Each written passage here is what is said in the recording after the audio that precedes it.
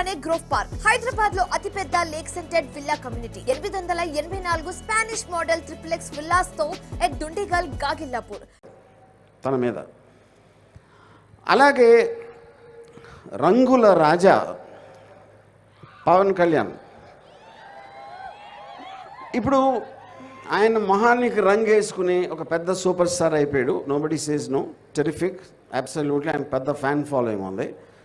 ఒక రాజకీయ నాయకుడిగా వచ్చినప్పుడు నేను ఇది చేస్తా అని సినిమాలో డైలాగ్ చెప్పినట్టు చెప్పి ఆ తర్వాత ఇప్పుడు జనసేన పార్టీ పెట్టినప్పుడు నేను కూడా ఇంప్రెస్ అయ్యాను ఆ టైంలో. సో దాని తర్వాత అన్నీ జరిగిన అందరికీ తెలుసు, దాన్ని మళ్ళీ మనం రిపీట్ చేయాల్సిన అవసరం లేదు. ఇప్పుడు లేటెస్ట్గా చూస్తే ఊరు పేరు తెలియని ఒక అమ్మాయి తెలంగాణలో ఫేమస్ అయిపోయి బర్రెలక్క, అంటే బర్రెల్ని కాస్తుంది. బర్రెల్ని కాసే ఒక అమ్మాయి అంత పాపులర్ అయిపోతే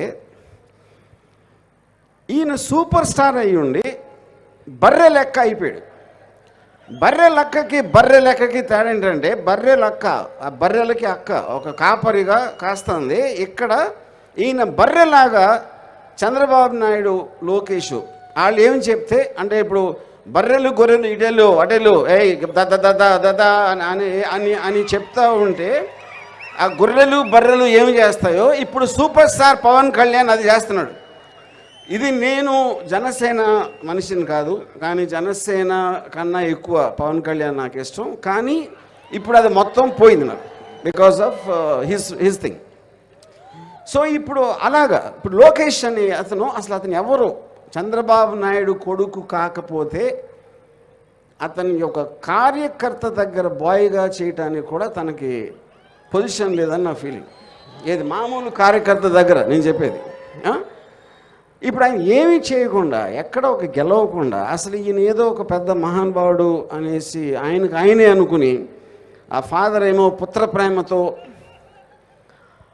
ఆయన లేపి చేయటానికి ఇవన్నీ అందరూ గమనిస్తారు. నేను ఒక్కనే కాదు కదా, టోటల్ ఆంధ్రప్రదేశ్లో ప్రజలందరికీ ఆ వ్యూ పాయింట్ ఉంటుంది. ఆ వ్యూ పాయింట్లో నేను వాళ్ళని సినిమాలో క్యాప్చర్ చేయడం జరిగింది. అప్పుడు అది చూసినప్పుడు ప్రజలందరికీ ఆల్రెడీ ఒక ఒపీనియన్ ఫామ్ అయి ఉంటుంది.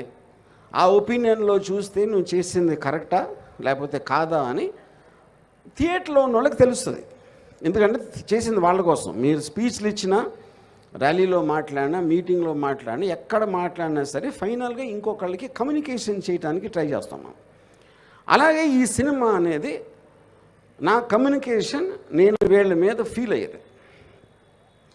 ఆబ్వియస్లీ నేను వైసీపీ కవర్ట్ అని నేను చెప్తున్నాను కదా ఓపెన్గా, నేను జగన్కి ఫేవర్గానే ఉంటుంది ఈ సినిమా. జగన్ అంటే నాకు చాలా మంచి అభిప్రాయం అని చెప్పింది. దాని తర్వాత ఇంకా కోవట్ ఏంటి?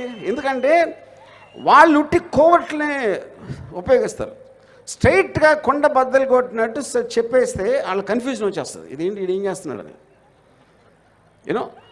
సో ఆ కాంటెక్స్ట్లో నేను చెప్పేది.